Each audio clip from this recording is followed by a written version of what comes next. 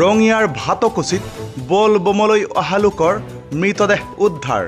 ৰঙিয়া আৰক্ষী থানাৰ অন্তৰ্গত উদিয়ানাৰ ২৭ নং ৰাষ্ট্ৰীয় ঘাইপথৰ দাঁতিত আজি পুৱাৰ ভাগতেই স্থানীয় ৰাইজে প্ৰত্যক্ষ কৰে মৃতদেহটো আৰু খবৰ দিয়ে আৰক্ষীক। মৃতদেহটোত আঘাতৰ চিন স্পষ্ট হৈ থকাৰ লগতে ভৰি দুখন ছিগি যোৱা অৱস্থাত থকাৰ প্ৰতি লক্ষ্য ৰাখি ৰঙিয়া আৰক্ষীয়ে এয়া আজি পুৱাৰ ভাগতেই কোনো এক দুৰ্ঘটনা সংঘটিত হোৱা বুলি সন্দেহ প্ৰকাশ কৰিছে। মৃত লোকজন বৰকুকুৰীয়াৰ কংকন দাস বুলি জানিব পৰা গৈছে। ৰঙিয়াৰ পৰা শফিকুল আহমেদৰ ৰিপৰ্ট, নিউজ টাইম 3। থানাত অফিচাৰক জনাই যে এটা মানুহ পৰি আছে। মই আহি দেখি পালোঁ যে বলবমৰ ড্ৰেছত মানুহ এজন পৰি আছে, কিন্তু গাড়ী চাৰি নাই, পৰি আৰু থাকিছে। এতিয়া আমি ষষ্ঠী হস্পিটালত লৈ যাই আছোঁ। কি সন্দেহ হয়?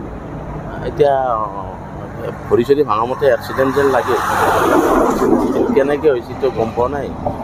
আইডেণ্টিফাই হৈছে নেকি? নাই, বৰ্তমান হোৱা নাই, কিন্তু বলবমত ড্ৰেছ পিন্ধি আছে, লগত ঘটি এটাও আছে। কেতিয়া মানে সংঘটিত হ'ব পাৰে?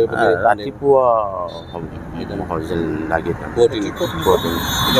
এতিয়া ষষ্ঠী হস্পিটেলত লৈ আছোঁ। আমাৰ ৰাতিপুৱাই আপোনাৰ এজন অজ্ঞাত ব্যক্তিয়ে ফোনযোগে জনাই যে আপোনাৰ ভাতকুচি আপোনাৰ ব্ৰিজখনৰ ওচৰত আপোনাৰ এক্সিডেণ্ট এটা হৈছে।